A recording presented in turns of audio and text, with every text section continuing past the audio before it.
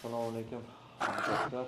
Bunyodkor Nasaf jamoalari o'rtasidagi uchrashuvdan keyingi matbuot anjumanini boshlaymiz. Asl savollarga mehmonlar hozir Razzoqlarga berib javob beringlar. Odatdagidek ikkalamiz. Assalomu alaykum barchaga. Birinchi bo'limda biz juda yomon o'tkazdik. Biz raqibga hech qanaqa bosimsiz o'ynashga imkoniyatiga berdik. Uni ustiga xatolar bilan hisobda ham ortda bordik.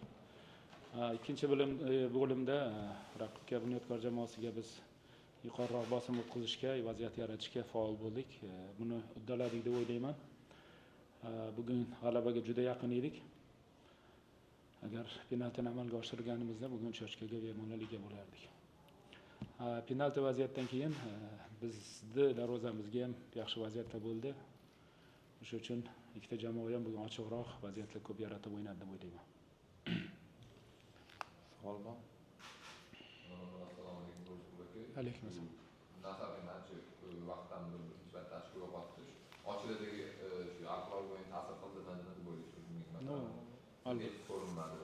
Albatta u charchoqligi yigitlarga ko'rinib turdi. Bunyodkor jamoasi o'sha birinchi bo'limdagi bizga nisbatan ancha techikligi ularga qo'l kelib turdi. Bunyodkor raqibimiz ham bugun charchagandan keyin o'sha o'yinda jismoniy holatlar tenglashgandan keyin biz vaziyatlar ko'proq yarata oldik. Albatta bu o'z so'zini aytdi. Keyin oxirgi o'yinlarda ko'ryapsizlar, bizda o'sha tez jarohat olib yoki asosiy o'yinchilarimiz yo'qotishlar bu o'yinimiz tizimiga ta'sir qilyapti. Bugun Sharof ham o'yinning boshida yo'qolgani albatta o'yinchi bu o'yinimizga ta'sir qildi. O'tgan o'yinda Javohir o'sha 2-2ligida jarohat olib chiqishi ham o'yinimiz tizimini o'zgartirishga majbur bo'lgan edi. O'sha uchun bular biz uchun noxush bo'lyapti-yu, lekin shunga qaramasdan vaziyatdan chiqishimiz kerak bo'ladi. Birinchi bo'limda o'sha hisob 1-1 bo'lib turgan vaziyatda bir necha bor orqada himoyachilar o'zi to'pni bir-biriga pas o'ynab qoldi. Nasaf o'yinchilari umuman pressing qilmasdan shunchaki maydonni bu tomonga turishdi. Bunga sabablar yoki o'sha oldiga chiqqanda Bunyodkor o'sha uzun paslarni o'tib ketishgan cho'chilaydi. Hozir o'zingiz ham bunga e'tibor beribsiz. Men ham qisman javob berib ketdim. O'sha uchun o'z maydondacha raqibga har doim bosim o'tkazib turishingiz kerak.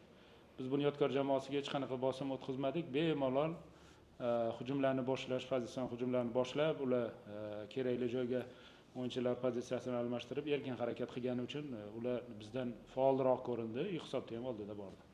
Ularimiz o'sha sxemada ham, sostavda ham o'zgarishlarimiz raqibga bu narsani ta'kidladik.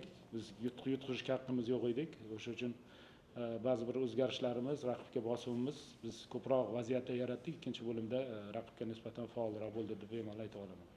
O'sha uchun biz boya aytib o'tdim, Bunyodkorga biz erkin o'ynashga, bemalol o'sha hujumlarni tashkil qilishga imkoniyat berib o'ynadik birinchi bo'limda.